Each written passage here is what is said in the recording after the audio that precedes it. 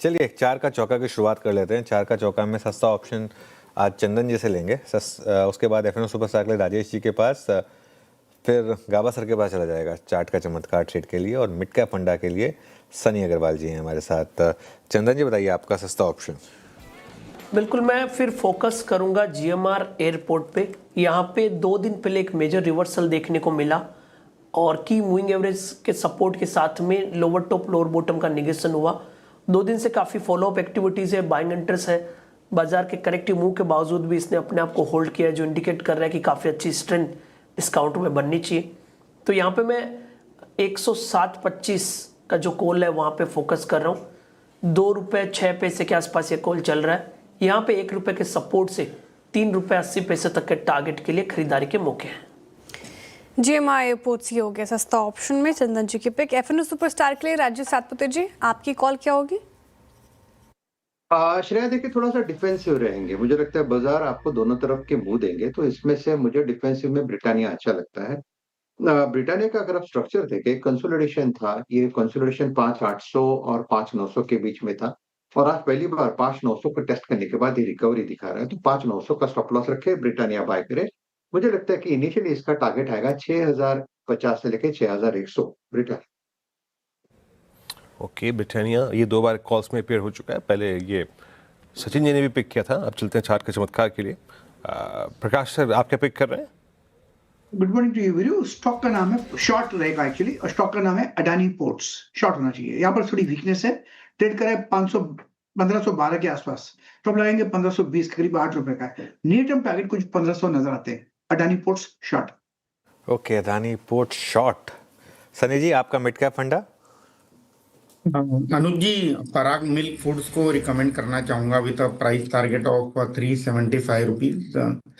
Basically one of the leading dairy based FMCG company है।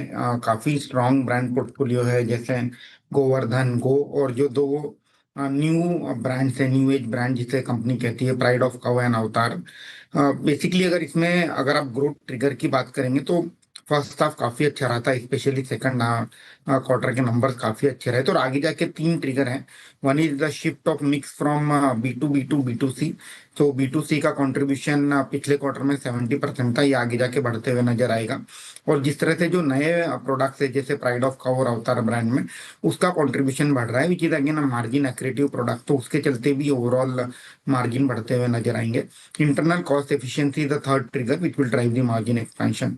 Overall अगर हम margin की बात करें तो FY25 में 7.5% की ईबिटा मार्जिन कंपनी ने पोस्ट करी थी, जो हमें लगता है कि बढ़कर 8.5% के आसपास की मार्जिन FY27 में आ सकती है। तो 100 बेसिस पॉइंट का एक्सपेंशन हम देखेंगे। और प्रॉफिट का जो नंबर है 119 करोड़ का था FY25 में, जो हमें लगता है कि बढ़कर 160 करोड़ FY26 में और तकरीबन 200 करोड़ FY27 में प्ले आउट होते हुए नजर आएगा। ROE should be closer to 14-15%। अगर हम वैल्यूएशन की बात करें तो FY27 में तकरीबन 20 times price to earning multiple पर ये कंपनी ट्रेड हो रही है। आई थिंक ग्रेजुअली पोर्टफोलियो में एक्यूमुलेट किया जा सकता है। ओके, पराग मिल्क ये ग्रेजुअली पोर्टफोलियो में ऐड करने की सलाह आ गई मिड कैप में सनी जी की तरफ से। अब हमने 4 का चौका की शुरुआत की सस्ता ऑप्शन के साथ। सस्ता ऑप्शन चंदन तापड़िया जी ने सुझाया जीएमआर एयरपोर्ट्स पर, और आपको 107 की कॉल लेनी है। 3.8 का आपको टारगेट रखा है, स्टॉप लॉस 1 का रखा हुआ है। एफएनओ सुपरस्टार के लिए ब्रिटानिया फ्यूचर्स में खरीदारी की राय है। 6100 तक के टारगेट एक्सपेक्टेड है। राजेश सातपुते जी की तरफ से आया ये, और स्टॉप लॉस आपको 5900 का मेंटेन करना है।